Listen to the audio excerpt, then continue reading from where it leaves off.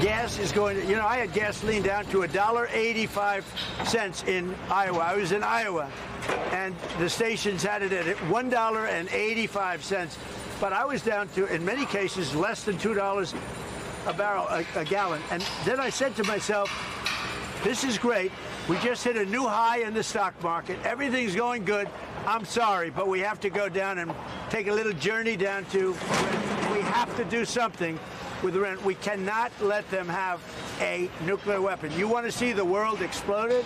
You want to see a problem? And this is peanuts. And I appreciate everybody putting up with it for a little while. It won't be much longer. You could not make that up. Calling the price of gas, quote, peanuts, while he's standing in front of the construction site for his new gold ballroom. That was Donald Trump I don't know what you want to call it, vibing at a press gaggle this week, touting his golden ballroom behind him and calling it peanuts for the family or man or woman whose net worth has increased by more than $4 billion in 2 years on Trump's part. But for everybody else, Donald Trump's economy is, by and large, crushing the American family. And that pain is showing up nearly everywhere. 83% of Americans say the economy is fair or poor. Only 16% of Americans say it's good or excellent. Despite Donald Trump's unfounded claims that things won't be like this much longer, voters don't believe him. They don't share his optimism. 76% of voters say that economic conditions are getting worse, not better. Those numbers mark a 4-year low in consumer confidence. And this anxiety and frustration goes far beyond the oil prices and the high gas prices, what Donald Trump calls, quote, peanuts. Wall Street Journal puts it like this, quote, inflation is back, and it is coming from Memorial Day gatherings and the summer activities beyond. Gas prices are up, and cookout grocery lists are getting squeezed.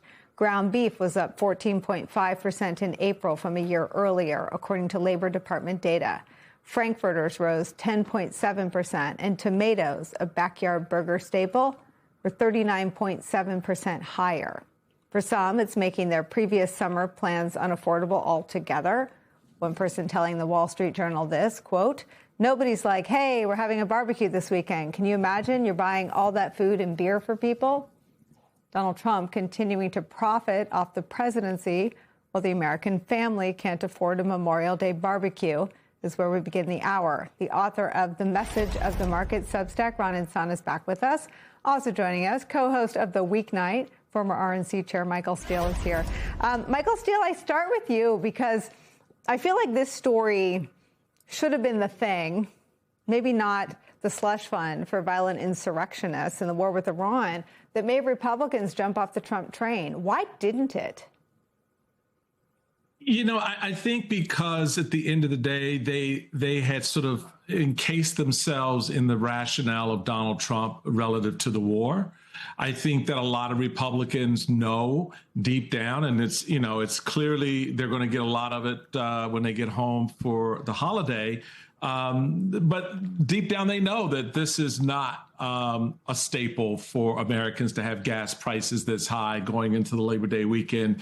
We saw and they saw how Americans, and actually the Republicans took advantage of how Americans freaked out at the price of eggs in the last year of Joe Biden's administration. And so now we're not just talking about eggs, baby boy. We're talking about, beef, which is up 17, 18%. We're talking about tomatoes, as you noted. We're talking about the staples that go to a good family barbecue, let alone what it's doing to the price of extra fun like beer and other adult beverages. So the whole mixture for a lot of Republicans now is coming home. How they respond to it is going to be interesting when they come back, because when they come back, Nicole, you're going to have to deal with paying for all the crap that Donald Trump has put on the table for them, starting with the ballroom, then going to the slushiest of slush funds. Folks, if you ever want to just think about what you would say if your boss came to you and said, you know what, I'm going to take this amount out of your paycheck every week, and I'm going to put it into a special account for me and my family. And when we want to go on vacation and when we want to buy crypto and we just want to sit back and have a really, really expensive cigar, you're going to pay for it out of your paycheck every 2 weeks. That's essentially what Donald Trump has done. And that's what Republicans are going to have to vote on when they come back after this break. So going into it, they're getting hit with high prices. Hopefully they get an earful from voters. And when they come back, they're going to have to decide whether or not they're going to continue to spend upwards of trillions of dollars that the American people cannot afford. I mean, I love that analogy of taking money out of your paycheck to pay me and my sons and my companies. But there's another group getting paid, and it's, the bank robbers who tied up the people at the ATM, and beat them, except the people at the ATM were cops. I mean, it's so insane, right, that it's even news that Republicans were like, I don't think so. You can't have a slush fund to pay yourself, your sons, and the criminals who beat up cops and made us run for our lives. Josh Hawley, I'm looking at you.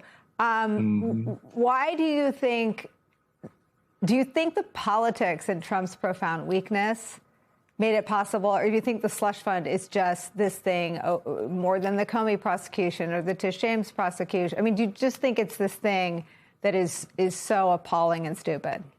That's a good question, Nicole. I think it's one of those things that when you're looking at the scale of stuff that the American people have absorbed and where they have made excuses for Donald Trump, and if we're all honest with ourselves out there, you've made a lot of excuses for Donald Trump. You dipped your toe in the MAGA world a little bit, and you played, kind of like, catch me if you can with it all. But after a while, it all starts to weigh you down, because it's not just the one thing, it's the accumulation. And I think when you get to this point, it is the accumulation of things that really come home to hit. And what really, again, we come back to it, I think the tipping point that began this slide to where we are for Trump is the Epstein files. That at the end of the day, regardless of how you slice it, dice it, economy, there's something about that. There's something about that sits with the American people in a spot in their stomach that they just can't deal with. And so you compound it more and more with all these other things, and you watch the poll numbers go down. And you can peg it to that moment at the beginning of his second term when this became the conversation. Not the economy, oddly enough, not a lot of the other things, not the ballroom, not a whole bunch of other stuff. But this kind of sat with people in a way that weighed them down. And I think they started thinking about their own daughters. They started thinking about their moms. They started thinking about the women in their lives and how the system was treating, how these very rich men treated them. And that stuck in their craw in a way that nothing else seems to have. And now the pile-on begins. It's sitting on top of all of that. And folks have just got to the point where they've had enough. And the Democrats, I think, helped frame it with their affordability narrative as a sort of a side conversation. And those two things coming together the way they have brought us to where we are right now, I think. Yeah, I mean, Ron, it's a good jumping off point, because I do think it is sort of the triple double cross, right? So the base got double crossed on the Epstein files, and the Epstein class was perceived to have been protected, while the victims, many of whom went to Capitol Hill on the Monday after Labor Day, and said, hey, I voted for Trump, in part because I thought that we would finally get justice. I mean, the Epstein betrayal didn't have a partisan divide. It had this class divide. The war, no war in the Middle East was what catapulted Donald Trump to be the Republican nominee in 2015 and 16. It's how he knocked Marco Rubio and Chris Christie and all the other traditional Republicans out of the primary. And so his entire appeal to Republican primary voters for 10 years was that promise of no more wars in the Middle East. And then this economic destruction that he seems to be opting into while he is lining his pockets with taxpayer dollars, literally building a $1.7 billion fund for his political cronies and people who carried out violence, and building a gold ballroom with taxpayer dollars. I mean, it just feels like a triple whammy of stupid chaos and things that voters are really mad about.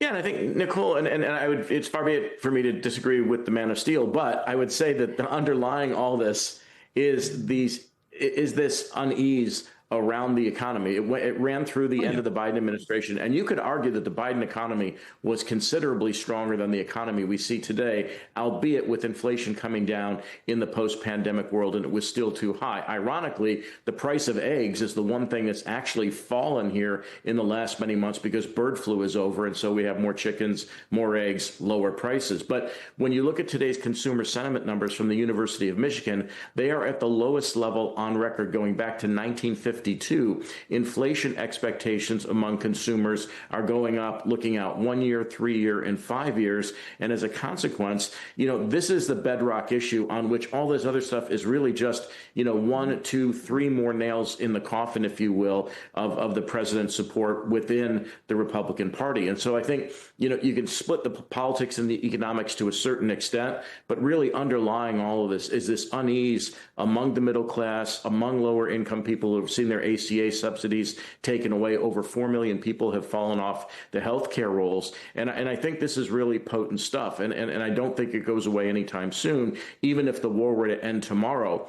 The tail on the supply disruptions that we see in the energy markets, in helium that's used for computer chips, or fertilizer that's now used to plant much smaller crops this year among farmers in the United States and around the world, it will be with us for quite some time to come.